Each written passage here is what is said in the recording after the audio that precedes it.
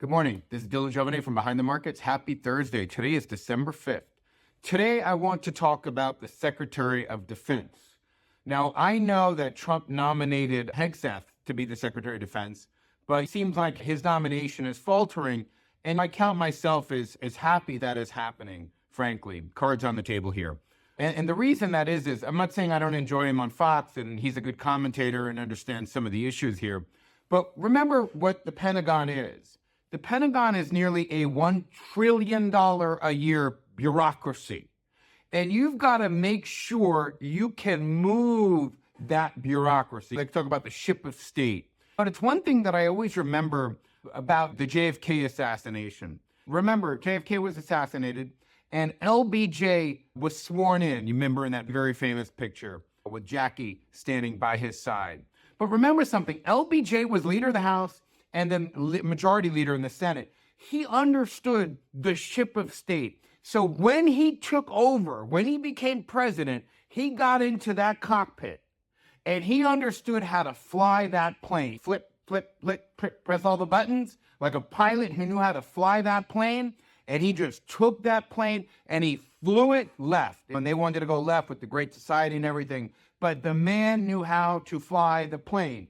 Same with Dick Cheney. When Dick Cheney was vice president for George W. Bush, that man knew how to fly the plane. He knew how to make the bureaucracy move. And in my view, the most important thing for a Secretary of Defense, the most important attribute a Secretary of Defense has to have right now is somebody with experience pushing that bureaucracy to drop its old weapons systems and adopt new weapon systems for AI and for 21st century warfare. And if you do not know how to make a bureaucracy move and move quickly, you will lose the window that we have to dissuade China from invading Taiwan and taking control of all their semiconductor factories. We can't let that happen. That is just terrible information. The news broke last night. I was up at 1 a.m. Don't ask why. I'm usually asleep at 8, 9 o'clock. I'm like that guy. But news broke last night that Trump was considering jettisoning Hegseth, which I think is fine. Forgetting all the stories about Hegseth and his issues with the sexual assault stuff and all that stuff, just putting that aside for a minute, and that's a big deal to me. Putting that aside for a moment, I'm more concerned that he's never run a bureaucracy. Now, I have a company here that has 20 people that work here, and I'll tell you right now, we don't have a big bureaucracy, but these people could slow you down. If you don't know how to push people and hold them accountable and hold them to drive them to their stuff, you can get killed by 1,000 cuts. Even my team will slow you down. The bureaucracy here at a small company will slow you down. And those of us who are CEOs and run small businesses, if you don't know how to push the right levers at your small business, you're not going to move at the speed and pacing that you need to move by. So I'm in the camp that putting aside Hegseth and the sexual assault allegations, who knows, it's he said, she said, who knows if that's true or not, I'm more concerned that the man has never run a bureaucracy. That concerns me. So as I was saying, I was up at 1 a.m.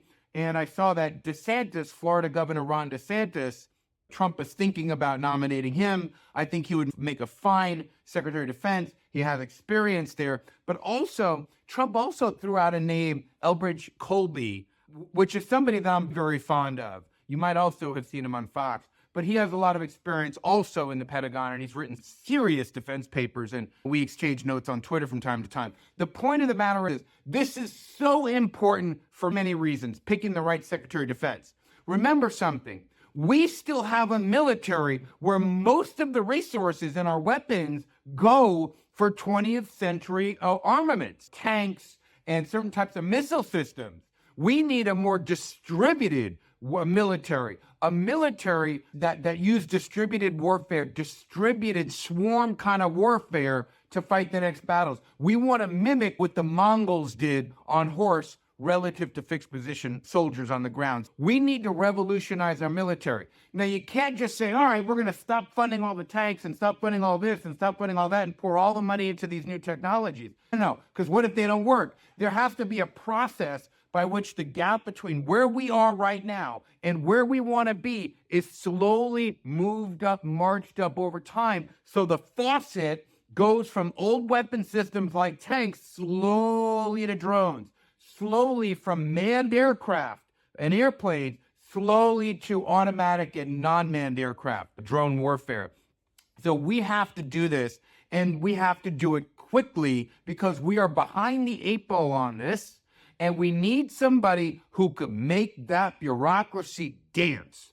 Jim Mattis was the kind of guy, Trump's former Secretary of Defense, who could make that bureaucracy dance. By contrast, Biden's Secretary of Defense, Lloyd Austin, he was a creature of the bureaucracy. In my view, he didn't know. He was too focused on DEI and all this other stuff. He didn't know how to make that bureaucracy dance, or we wouldn't be behind the 8 balls. We have to move ahead. We have to move quickly. We need a Secretary of Defense who understands the China issue, also a Secretary of Defense that harkens back to Theodore Roosevelt, that understands that this is a naval issue. We need naval supremacy and naval and aircraft supremacy because the next war will likely be fought over the Pacific. So I am very happy that Hegseth looks like his nomination, the air is being sucked out of his nomination every time he meets another senator, and that we're starting to push more towards DeSantis, who I think would be a very competent administrator, but my personal favor is Elbridge Colby. That's who I'm rooting for. But either of those guys, the American people win. And as investors